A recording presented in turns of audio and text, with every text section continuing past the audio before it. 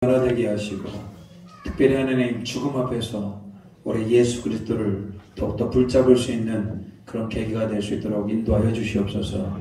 우리 에덴 장로교회 더욱더 좋은 교회, 주님을 사랑하고 성령 충만한 교회가 될 수 있도록 인도하여 주시옵소서. 말씀을 전하느니라 듣느니라 하나님의 큰 은혜가 있게 하여 주시옵소서. 예수님의 이름으로 기도합니다. 아멘. 오늘 말씀 보겠습니다. 로마서 14장 7절부터 9절 말씀입니다.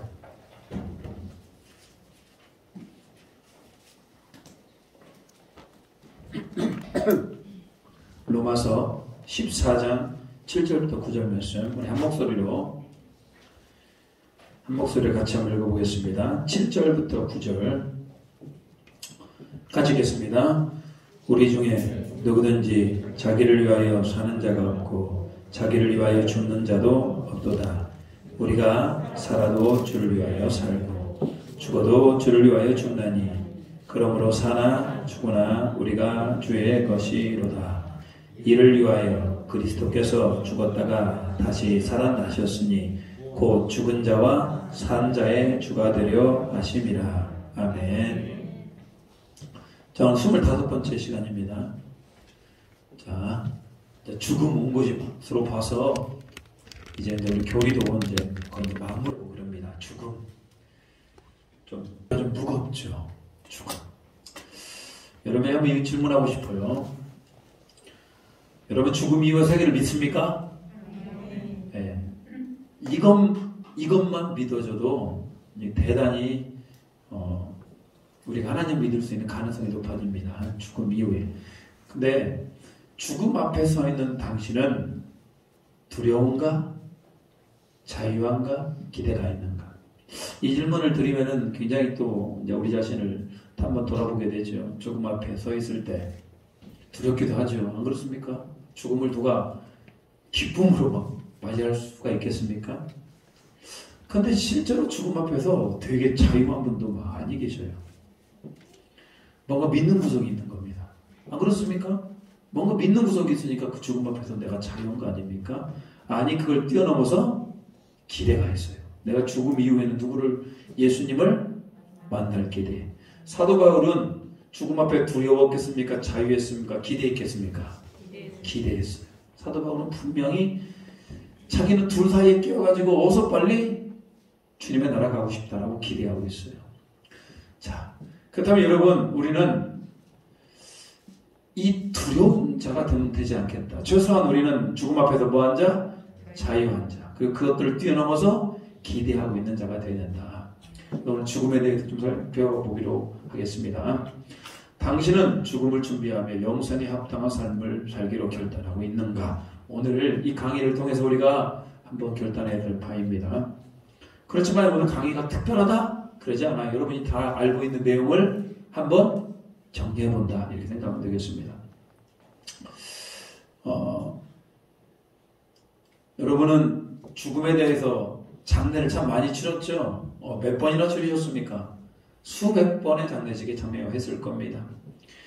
그 장례식이 치르고 치를 때마다 언젠가는 나도 장례, 그러니까 나도 죽음을 맞이하게 될 것이다. 여러분 이렇게 생각하는 게 상식적이지 않습니까? 나는 언제까지든지 영원토록 살 것이다. 이건 좀 안 되지 않습니까?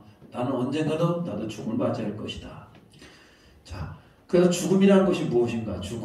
죽음에 대한 일반적인 의미, 죽음. 자, 생물학적 기능. 자, 생물학적 기능. 우리가 살아서 움직이는 겁니다. 눈을 껌뻑껌뻑거리고 밥을 먹고 소화를 하고 잠을 자고 아침에 일어나고 이런 생물학적 기능이 뭐다? 중지. 더 이상 눈을 깜빡거리지 않습니다. 더 이상 배고프지도 않습니다. 더 이상 일어나지도 않습니다. 한 인격으로서 삶을 뭐하는 것? 마무리하는 것. 정말. 그래서 인생 가운데 사람은 죽음을 통해서 이제 모든 것을 마무리하게 되는 거죠. 따라서 죽음에 대한 불안감과 동시에 무의식적인 회피 현상이 나타난다. 죽음하면 사람들이 다 불안한 겁니다. 나도 이제 죽을 건데. 동시에 무의식적으로 그냥 죽음을 피해버립니다. 에이, 몰라.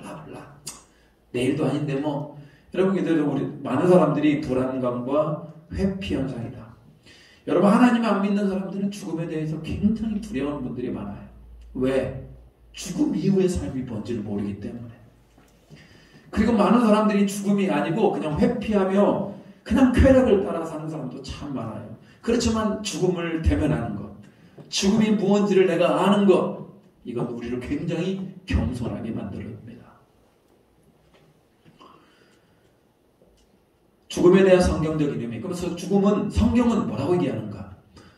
죽음은 단지 실제적인 존재, 단절이 아니고 생물학적인 죽음이 아니다. 성경은 뭐라고 얘기하냐? 본질상 뭐다? 분리. 여러분, 분리가 뭐의 분리냐? 자, 몸은 죽여도 영혼을 능히 죽이지 못하는 자들을 두려워하지 말고 오직 몸과 영혼을 능히 지옥에 멸할 수 있는 일을 두려워하라. 그냥 죽음이라고 하는 거, 육체와 영혼이 뭐 하는 거? 분리가 되는 거. 여러분, 영화 같은 거 혹시 보셨습니까? 사람이 딱 죽으면은 그 육체 안에서 영혼이 어떻게 된다? 이렇게 분리된다. 뭐 이런 영화들을 많이 봤죠. 그게 여러분 영화 얘기가 아니고요. 성경의 얘기입니다. 사도 바울이 본인이 자기 몸 안에 있었는지 몸 밖에 있었는지 모르겠다. 이게 무슨 말입니까? 자기가 몸 밖에 있었는지 몸 안에 있었는지, 자기가 영혼과 육체가 잠시 뭐하는 것? 분리가 되는 경험을 통해서 천국에 갔다 왔지 않습니까? 여러분, 죽음이라는 것 자체가 영혼과 우리 안에 영혼이라는 게 있어요. 그리고 이 육체가 뭐하는 것? 분리가 되는 것. 굉장히 신기할 것 같죠? 그 뭐 신기하겠지만 이것이 바로 뭐다? 죽음이다. 뭐 죽음에서 다시 살아난 사람들이 이 땅에 대단히 많은 거 아십니까? 그래서 그런 책들도 있어요. 임상에 대한, 죽음 이후의 삶에 대해서 적어놓은 책들이 있는데 죽었다가 다시 살아났어요. 그러면 그 사람들이 가장 많이 고백하는 것 중에 하나는 뭐냐면 내 영혼이 내 육체로부터 분리가 되어서 내가 내 육체를 본다라고 하는 뭐 이런 것들을 얘기합니다. 성경도 그렇게 증언하고 있습니다. 육체와 영혼이 뭐하는 거? 분리다. 자, 죽음은 인생의 일부가 아니다. 일부가 아니며 하나님의 창조 목적에 반하는 부자연스러운 것이며 죄의 형벌이다. 하나님은 인간을 만들 때 죽게 만들었습니까? 영원토록 살게 만들었습니까? 영원토록 살게 만들어서. 왜? 그게 하나님의 형상이고 하나님의 모양이고. 하나님이 죽으면 됩니까? 아, 말이 안 되잖아요. 하나님의 모양과 하나님의 형상을 만들어줬기 때문에 인간은 영원히 살게 돼 있다. 그것이 창조 목적이에요. 근데 인간이 죄를 짐으로 말미암아 뭐하는 자가 되었다? 죄의 형벌로 죽게 된다, 이 말이에요. 이런 죽음이라고 하는 것은 하나님의 창조 목적과는 상관없이 뭐다? 죄의 형벌이다. 그리스도인에게서 죽음은 성화의 과정이다. 성화가 뭡니까? 내 몸이 점점 뭐가 돼가는 것? 성화가 내 몸이 점점 그리스도를 닮아가는 것.